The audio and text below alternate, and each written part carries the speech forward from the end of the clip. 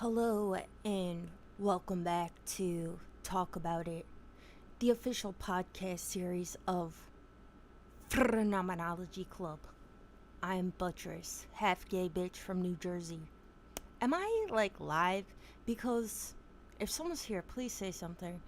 Because for some reason today, I don't know if YouTube is doing maintenance or what, but the usual way I go live is not how I went live today. I clicked different types of buttons in a different type of sequence, and now, presumably, I am live. But I would like some confirmation. If anyone's listening, please say something. I'll put it out to the chat. I'll put it out to the Discord club. Discord club, am I live? Can someone click this? Tell me if I'm live. God, I would hate if I'm not, because then I would have to do this all over again. Oh, you're from Patterson. Of course I've been there. I used to live in Halden, briefly. So we were neighbors. Oh, great. I'm live. Okay. Hello, my fellow New Jerseyan. Greetings from Patterson. Greetings to Patterson. How's Patterson doing with COVID? Everything chill? Trains running and shit? Is life busy down there? I know that Patterson's kind of densely populated, so I imagine it's kind of annoying dealing with COVID. Great, I'm live. Thank you so much. Thank you. I was just thinking as I was putting it out to the world, am I here? That this phenomena is kind of relevant to what I'm here to talk about. This feeling of not being able to confirm or deny whether or not there's anything outside of myself. I feel conscious of myself in an external world, but does it exist? Anyway, consciousness. Would it be like? Let's talk about it. I'm here 5 days after my last upload because I'm trying to be more of a person of my word. And the word I gave not long ago was that I would upload every 5 to 7 days. It's been 5 days. So here I am, trying to be a person of my word. And words are very, very important, especially to someone like myself. Anybody who listens to this podcast knows that I find words to be of the utmost importance because words really constitute everything I believe. What are all of my beliefs constituted of if not words? And what separates me from all the non-human animals if not my words? Everything I'm embroiled in as a human animal has to do with words. Without words, there would be no civilized society. Without words, we wouldn't be doing shit. We certainly wouldn't be doing what we're doing right now. So many words were necessary up until this moment in time where I can now transmit my voice over the internet to all of you with my words. Words. So important and so underestimated. And this is a recurring theme on this channel, my belief that we do not interrogate language, my brothers, my sisters, nearly enough. And this leads to all types of troubles. As something we've also talked about a lot on this channel is how so many arguments become redundant, become futile feeling, partially because we never just want to sit down and think about our words and thinking about whether or not we even are agreeing with the terms and the definitions of the words we're using to argue. And this, I think, is especially relevant to this question of consciousness, and why I said on Twitter when I posted the link to this live discussion that I find this conversation personally incredibly irritating, and I'm sure many of you can relate, because how many times do we get into conversations about consciousness and we find quickly that people have their own personal definition of what they mean when they say the word consciousness, and it seems like most of our definitions are either in conflict with each other's or simply not defined at all. And this obviously doesn't work, right? Because language is only useful insofar as we are agreeing with the terms.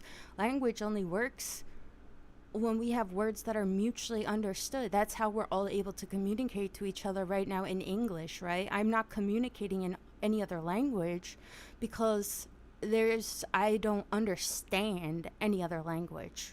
And without this understanding, I can't communicate. The same will be true of any self contained system of language, such as English, this specific language we're using. If you don't know the meaning of a word, there will be no understanding, and we will likely fall into conflict or at least confusion.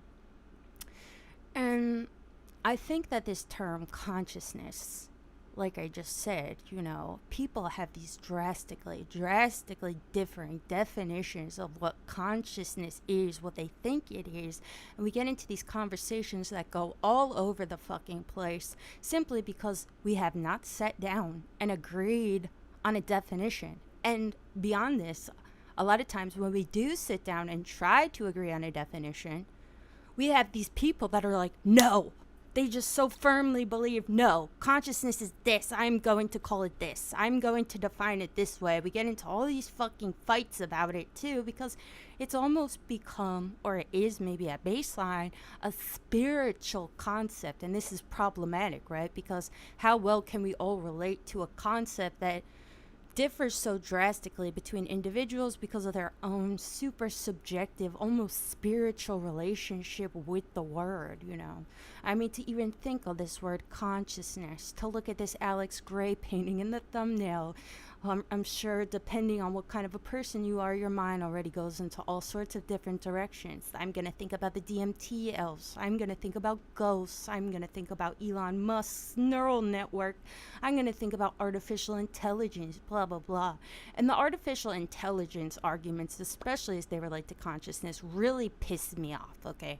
I think this is where I find the most frustration, because this is where I feel like a lot of interesting work could be being done, but it's not being done. And I've said this many times before on our Phenomenology Club Discord, but I feel a deep sense of shame personally when I bear witness to these kinds of conversations, such as the ones being instigated by people like Elon Musk. I'm thinking of his first interview with Joe Rogan where he smoked the joint or whatever and was like basically, insinuating that artificial intelligence is going to gain sentience and blah, blah, blah, blah, blah, and it's embarrassing. I'm deeply ashamed in many ways of our general time period. I feel like if we all felt this sense of shame, and this is something I talked about in the last upload too, how I think that shame can actually become an important impetus for change. I think if we all related to the sense of shame I have, maybe we would be benefited because we would be forced to confront ourselves and our own stupidity. I feel like when they look back on us a few centuries down the road, when it comes to our ideas about consciousness and shit, they're going to group us with the Victorian thinkers or that general era. I'm not a fucking history buff, but I think of like Frankenstein. What is this word? I just learned the word for it's like the marriage of alchemy and electricity. That was like this theme that was dominating a lot of works of fictional literature around the time Mary Shelley wrote Frankenstein.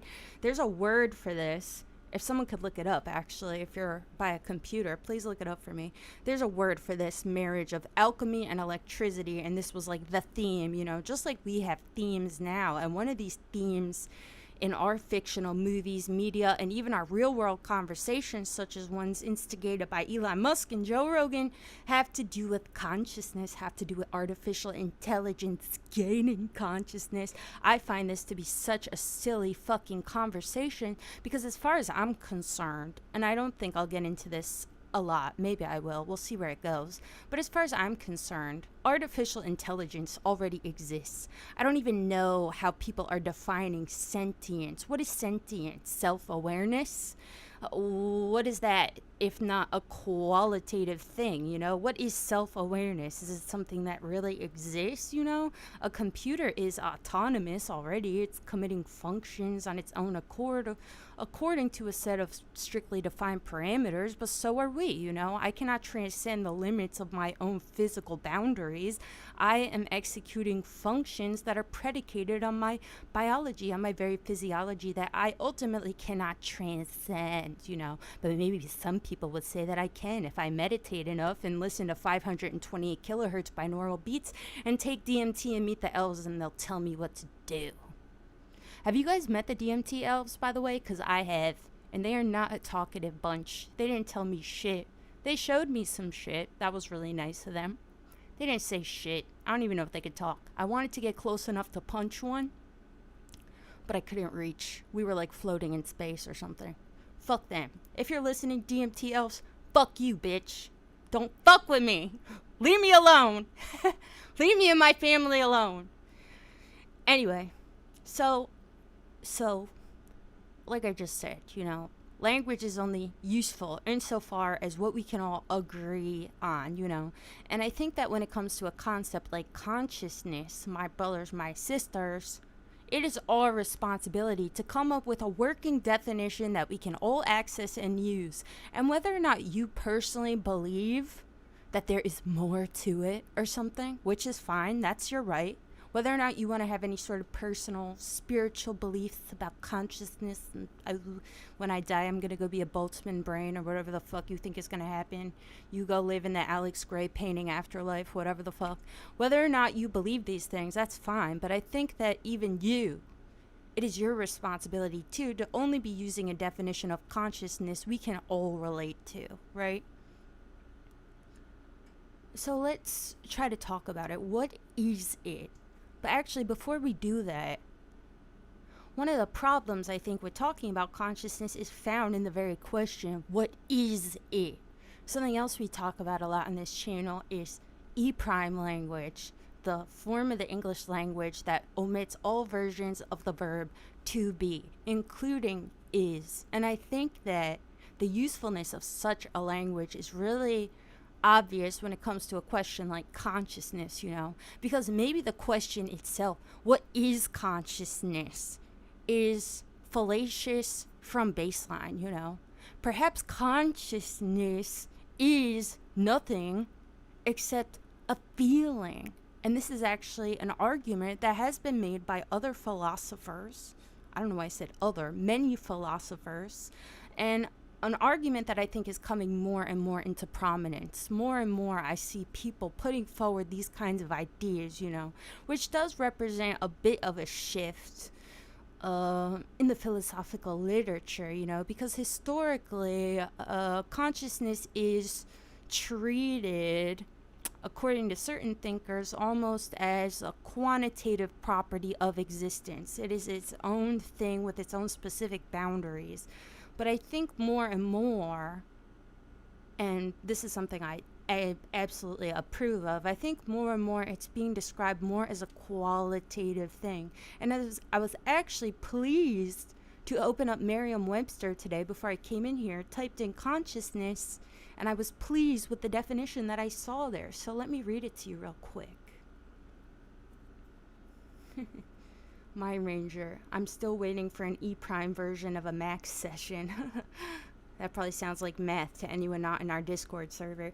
In our Discord server, a few times we will go into a state of E-prime emergency, especially in moments of conflict when people are fighting in our Discord server. I will initiate E-prime, the E-prime emergency protocol, where people can only speak in E-prime until the conflict is resolved. Because you find quickly when you stop using this verb to be, is, you find that people's statements come to feel more representative of what they're feeling rather than people speaking assertively, which I think is a much more rational approach to speaking, period. At the example I've given many times before, the apple is green Or the apple looks green, I think the apple looks green is actually a much more rational way to make the statement. I think that trying to avoid statements that are too assertive about properties of objective quote unquote reality, I think that this is a much more rational approach to thinking, period, and it will greatly benefit you if you are somebody that wants to be more rational and wants to have a comprehensive worldview. Is the apple green? I mean, no, not really. The apple's green to me, right? We know that other animal species don't perceive colors in the same way we do. We know that not all humans even perceive colors entirely similarly to each other, though for the most part we do, Similar enough that we can recognize where one color ends and another begins and generally agree on this anyway. But the apple really isn't green, right? The apple only looks green. Color is a thing that is experienced, not a thing that necessarily exists. So to say the apple looks green, I think, is a much more rational statement. And this is the benefit of a thing like E prime. And it works great when it comes to things like conflict resolution, And Mind Ranger just brought that up. We also have a channel you were talking about called Max, where we all become Max. We all delete our profile pictures and our name becomes Max, and it's our singularity simulation. And the singularity, let me tell you, members of Phenomenology Club can attest, the singularity is terrifying. We should be running fast as fuck in the opposite direction. I have seen the singularity and it is terrifying. But anyway, like I just said, I was very pleased when I pulled up the Merriam-Webster definition of consciousness. So let's look at it real quick. Consciousness.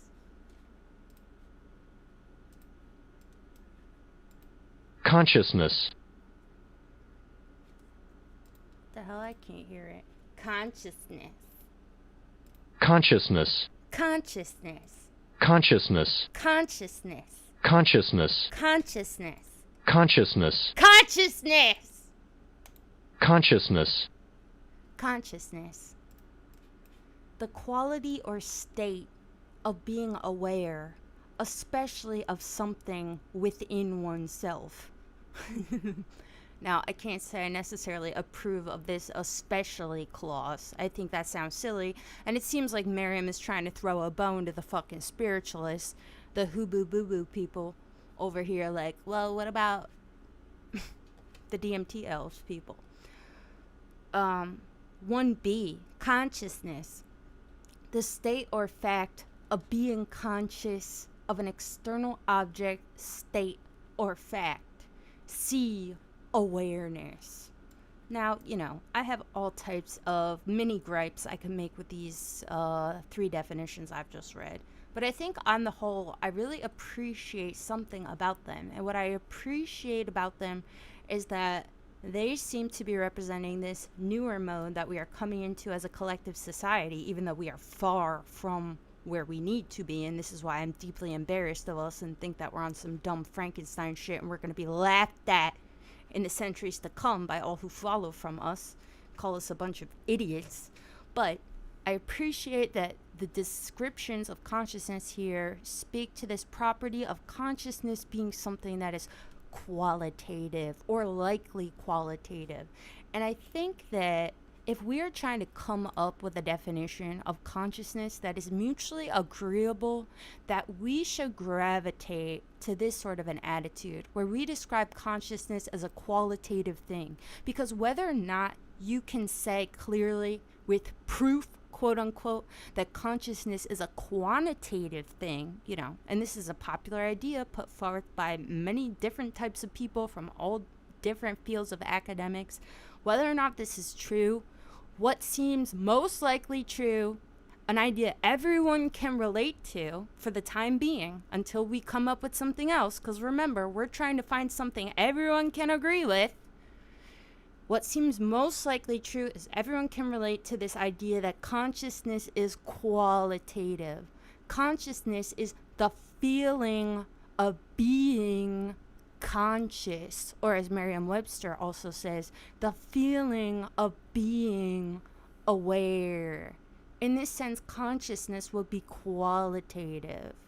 And this is an example that I've given many times before. Sorry to be redundant, but I have OCD and this is how I work through things on my own, so shit, follow me.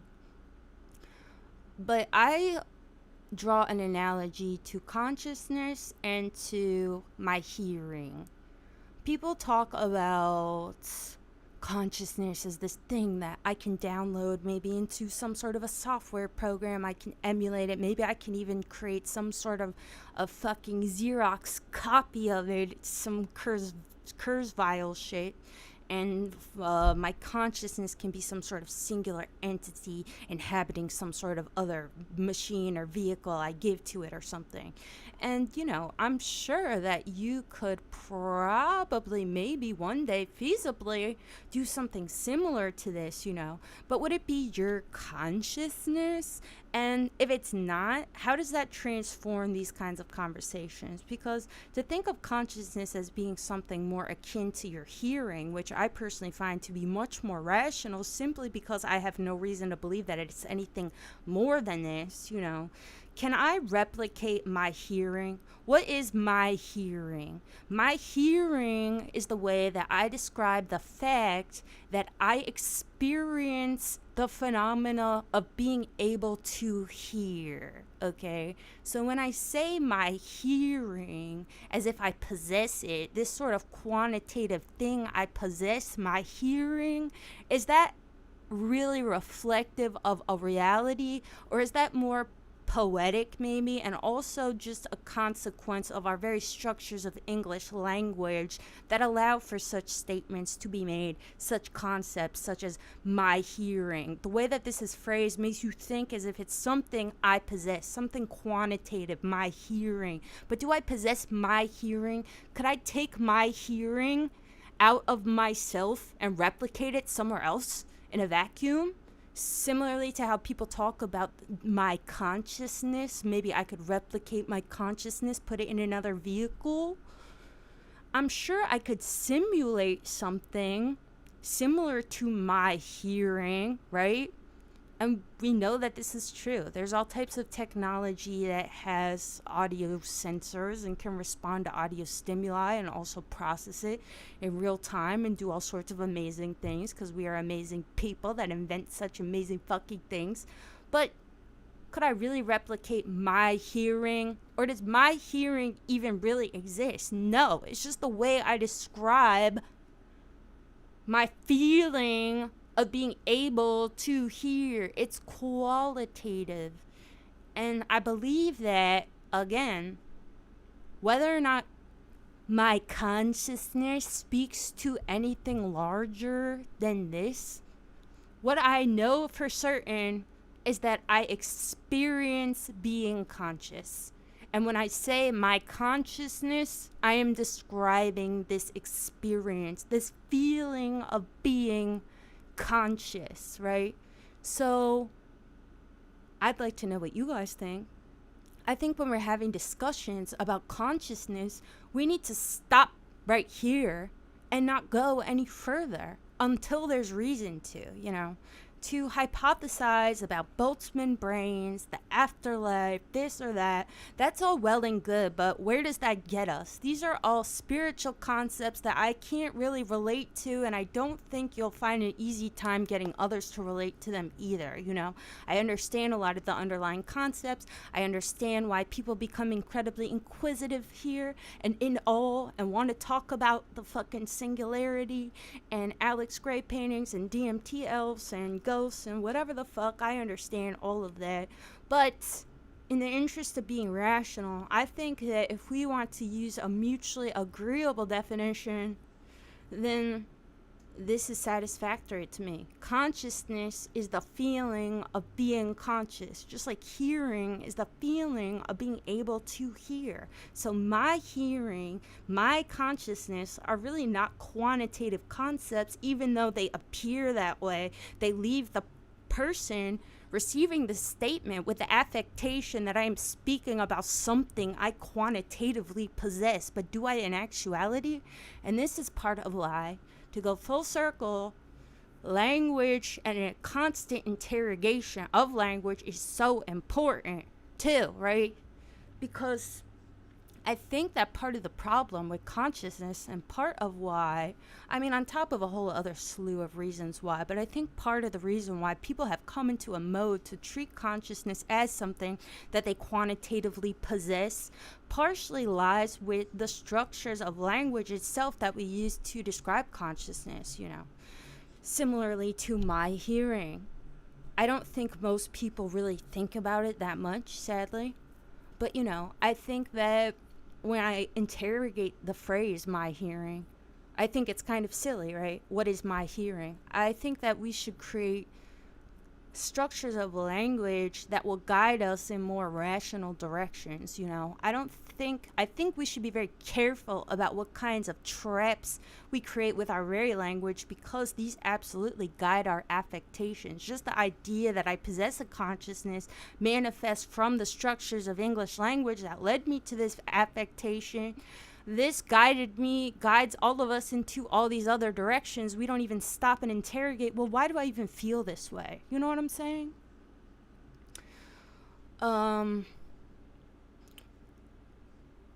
I feel like I've made a pretty strong argument here. One other thing I will say while I'm here. I mean, I have a lot of thoughts on this topic, but, you know, I figured I would come in here and do this partially because I'm trying to, you know, this is Phenomenology Club. I'm trying to get back into the phenomenology side of things. Been talking a lot about current events and group ethics and all this shit. We need to take it back to the phenomenological, okay? So, one other thing I will say, I think it's interesting that Merriam-Webster provides this definition also of consciousness as the state of being aware. This is very relevant, especially to Husserlian phenomenology, aka transcendental phenomenology. Husserl believed that, and Husserl is the founder of phenomenology for anybody not aware, Edmund Husserl, he believed that the universal property of all conscious experience is intentionality, in the sense that perhaps he would agree with the definition we just put forward, that consciousness is the feeling of being conscious, the feeling of being aware. He believed that all consciousness is aware of something. And in that sense, the unifying property of all conscious experience is intentionality. You cannot be conscious, you must be conscious of something. What is it to be conscious without being conscious of something? Are you really conscious at all? So, of course, these discussions are incredibly relevant to phenomenology, and I think they're also relevant to people who are super into the DMTLs and 528 kilohertz binaural beats and Alex Gray paintings and shit too, because I hear a lot of people talk about the singularity, everything is the same thing, everything's all connected, everything's conscious of everything else, blah, blah, blah, blah, blah. This kind of a thing, you know? And when I think about it, I think that this direction that I'm pointing in for how we should talk about consciousness, I think that this relates very strongly to ideas of teleonomic properties of the universe and of evolution. If we define consciousness as the feeling of being conscious, and we define a property of consciousness as this state of being aware of something or having some sort of a goal or direction, which I would say is pretty appropriate, you know, couldn't such a concept be applied to a thing like physics or to any of the natural sciences, you know? When we think about what this means, that perhaps consciousness is best defined as the quality of being conscious and it always has a direction, oh, this could, I think, feasibly, I'm not a natural scientist, but I think that this could be applied even on like the cellular or atomic level, you know? What is the process of reaction? Everything's always reacting to something else, right? And how is it reacting to something else if not through some sort of a reaching out and a contact of sorts being made, you know? What is a chemical reaction? How does that even happen, you know? Everything is reacting to everything else, right? But how is it even reacting to everything else? What underlies reaction? There has to be some sort of a direction where things can even come together, you know? It's all very poetic and hard to put into language, but we lack this language severely, and this is part of why, my brothers, my sisters, we are tasked with building a language where there is none. Nothing that we can come up with here is ever going to fall neatly into some sort of pre-existing schema of words, and this is part of the problem with us in general, and with our refusal to take accountability for how it's our job to create truths, not to find them, okay? Because we're always trying to find the right combination, the right schema, the right fucking equation of the words to put in the correct sequence, and all of a sudden, boom, like the fucking jackpot, God is going to descend, sorry God, God is going to descend from the sky and say, wow, bitch, you fucking did it. Like it's a puzzle. It's a puzzle of words. We just put them in the right combination and boom, the truth. No, bitch. The words don't exist yet. The language doesn't exist yet. We have so much difficulty with these concepts because we don't create the fucking language, okay? We need to create the language. Where there's no words, create them. You need more categories, create them. Think about it like a file system on your computer for all you nerds. I know a lot of you are nerds. How many times have you tried to come up with the perfect structure of organization for all the folders cluttering up your fucking desktop?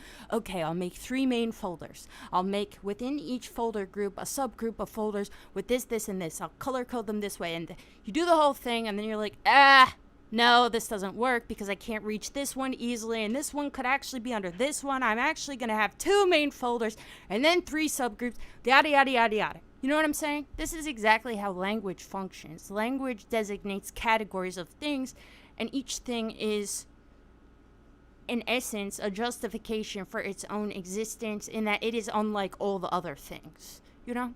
So each word is supposed to be designating something unlike other words enough that there is a justification for this word existing.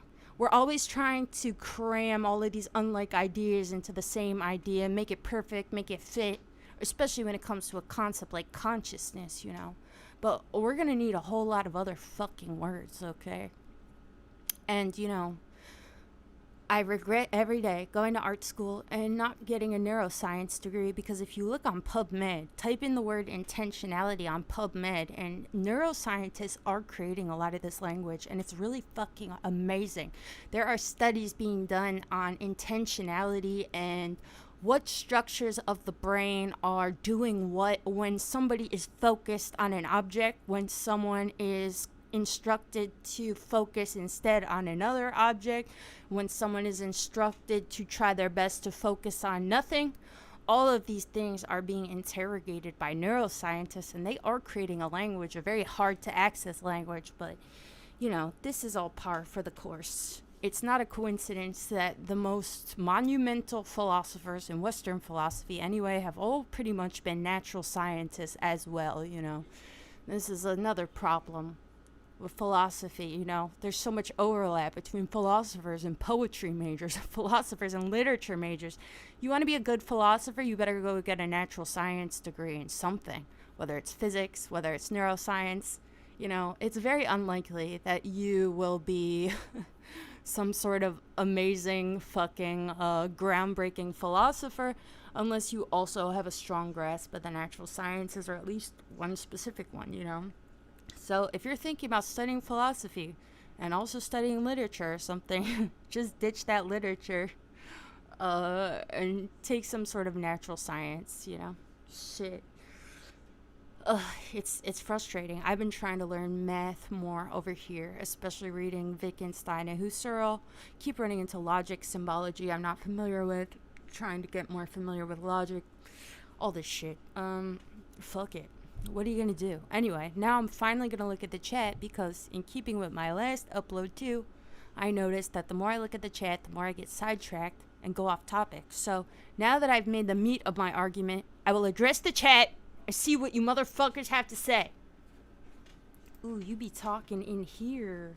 Love it. Let's see. What have you been talking about? Sam, you've been thinking a lot about this recently. Why is that, Sam? Abraham Lincoln. Yes, but thoughts don't require words. See, that's very interesting, Abraham Lincoln. And it's very interesting to people who are interested in phenomenology. I mean, you made this comment much earlier in the discussion. But this is definitely important, because what do people mean a lot of the time when they say thoughts? They're seemingly, a lot of them seem to be using this word thought to describe some sort of articulated statement made to yourself in your head internally. I had a thought that I have to get more trash bags. But I think that what you just said is absolutely true, or it could be, if we decide it is true, if we decide this is the best schema of words and it works for everybody and it's consistent with the rest of our linguistical schema, then that could work, But yes, there are thoughts that are not articulated with words, right? But then what is a thought? And can a thought be articulated with words if it transcends words? And is transcend the right word if nothing is to even be transcended? Holy shit, what a time to be alive. Hanafa, have you seen the documentary on Hulu about death called Into the Night? I have not. I'll check it out. Larry, I love you too, Crunch House Larry. How the fuck are you doing? Can I come visit? I'm gonna get in my car and come visit you with a face mask if you're still here. We need to jam. I need some human interaction. I'm coming over. I'll text you after this. I need to come over, please. I need human interaction. Jose Ortiz, can we use our words to make things? I've heard that's what the DMT elves are trying to do. Been trying to home a bird into existence for like a week now. What are you talking about, Jose? Get off of binaural beats YouTube. Can we use our words to make things? Of course, you can use your words to make a statement. I just did it. I'm doing it right now. I'm still doing it. Holy shit, I'm doing it. Holy shit, I can't not do it. Every time I use words, I make something. Isn't that amazing? I'm still doing it. Holy shit. Jifcat, the singularity is terrifying. That's fucking right, it is. Scary.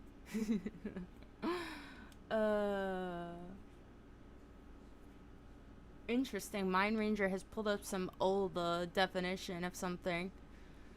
Etymon consciousness from the year 1200? Or is that saying that's where the word originates? The 13th century? Faculty of knowing what is right. Awareness that the acts for which one feels responsible do or do not conform to one's ideal of right. Yeah, I don't think it's a coincidence that the word conscious, well, that's conscience is the word. I mean, I believe that the word conscious is clearly related to conscience. What is the base word of this? It's from Latin. Conscientia, a joint knowledge of something, a knowing of a thing together with another person. Okay, conscientia. Mind Ranger also says collective subconscious is a stupid concept.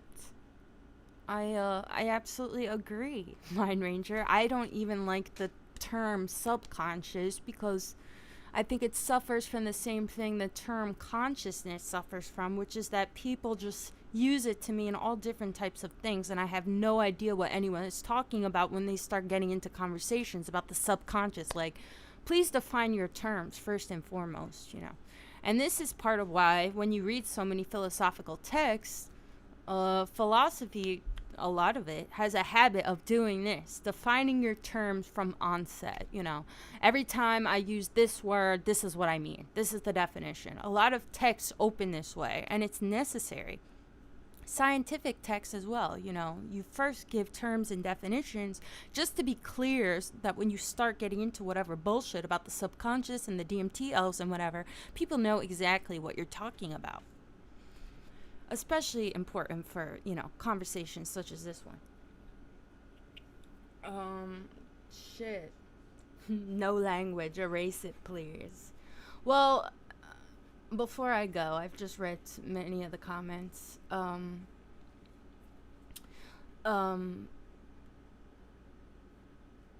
Peachy Tiger, analog film seems to have made you a god in philosophy, though. What do you mean by that? I imagine you're referencing me saying I'm an expert in the dead art of analog film. That's what my degree is good for. But someone just said, what did they say? Shit. I wanted to say something. Hold on. I need to look back. Oh, Boris said, no language. Erase it, please.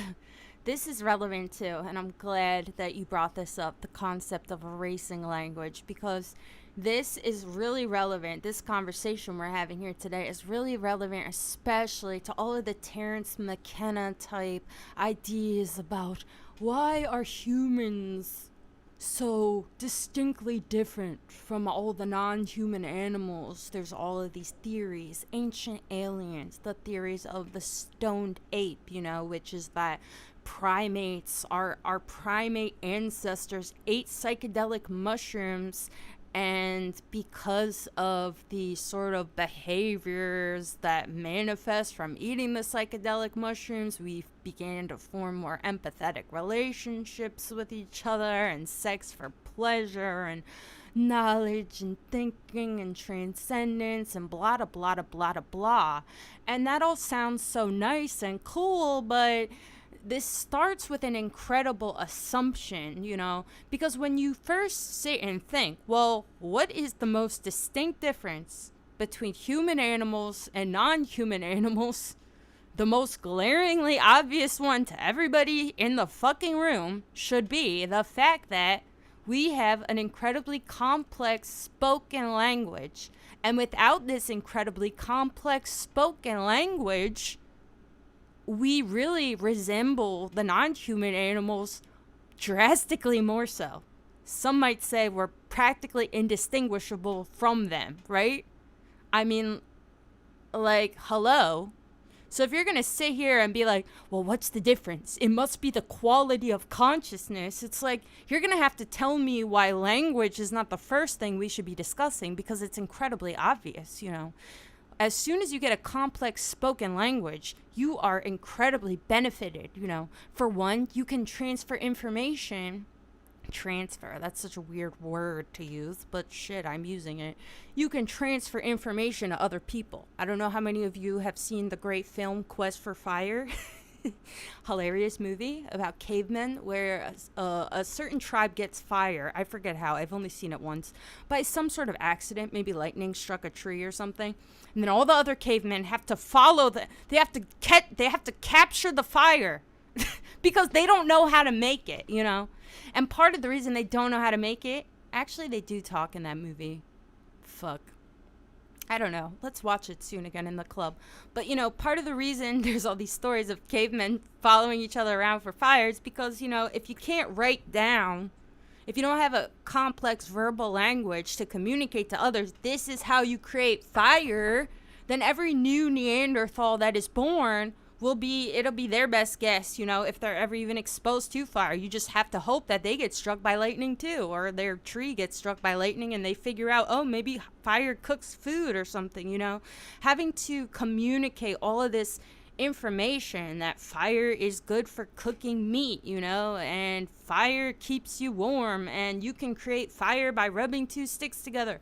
All this shit, this is only made possible by language, by complex communication such as the one we possess, If other animals had a similar complex language, and some of them do communicate, but if they all were speaking a similar language, had books, could write pictures down, to communicate with each other, I don't think that it would be crazy to think that any other species of animals would come to resemble us in a way, So this idea that humans and animals are so inexplicably set apart from each other. I'm sorry, human animals and non-human animals are so strange and inexplicably set apart from each other, and it must have to do with this idea that we possess some sort of advanced ephemeral consciousness. Like, suck my dick, guy. We have to talk first about language. That's all well and good. Like I said, the definition of consciousness, whatever yours may be, maybe it's accurate. But we can't just go with what you think because you think it. We have to go with what is most easily identifiable and understood, and interrogate all the obvious things before we jump to your fucking stoned ape ancient aliens bullshit. Do you understand? It's not an affront to you, but it kind of is, because you're being an idiot. So rein it in. Rein it in. Thank you.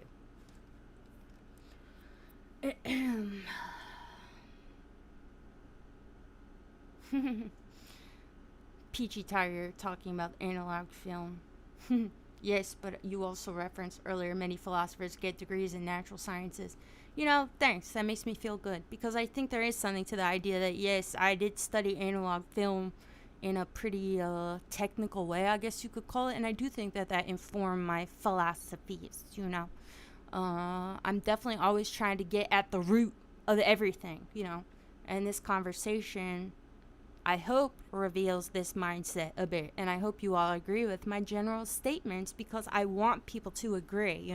I definitely am a contrarian in many ways. But ultimately, what I want is to create agreement where none exists. And I don't see a lot of agreement existing on the what is consciousness problem. And it's frustrating, because I feel like the definition that I have just proposed rather, because I'm asking you a question, I'm asking you all for your approval. I'm not just asserting what I think, and that's right. I will go wherever the group goes, because we must go together as a group. And to go together as a group, we need to agree. So even if we don't agree that it stops here, it's limited by this boundary here, the DMTLs aren't real, 528 kilohertz restructured water can turn you gay, it doesn't matter. As long as we all can agree on something that we can use as a placeholder while we figure out all that other shit. And I think to find agreement, you must try your best to go to what is most fundamental. You need to strip stuff away rather than build it up. The simplest, the vaguest definitions are usually the best. At least for concepts like this.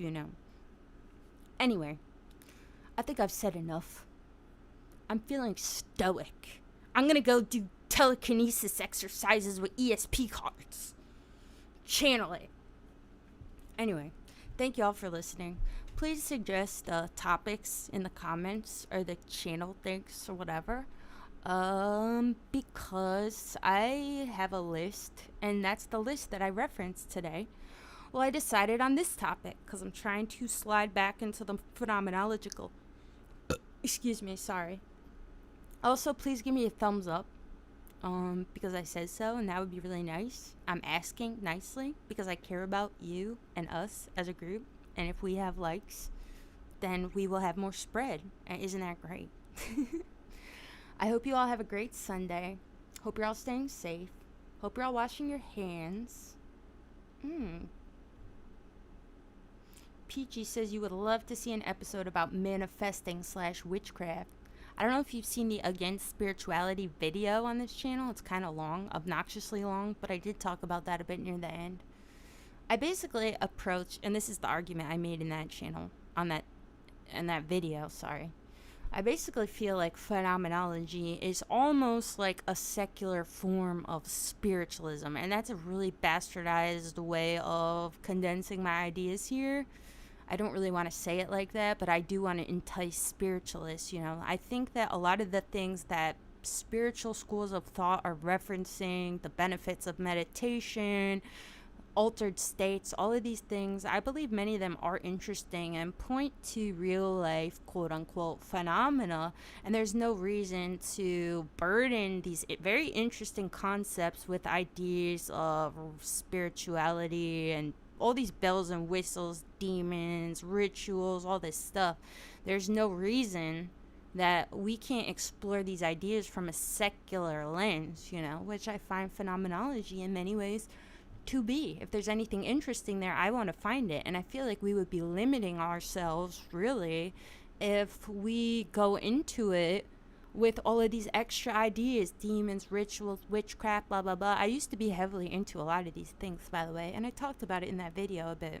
Perhaps that's part of what underlies my interest in phenomenology, who Searle even believed that you could change the color of objects in your mind's eye. And I have experienced this, though it wasn't on purpose.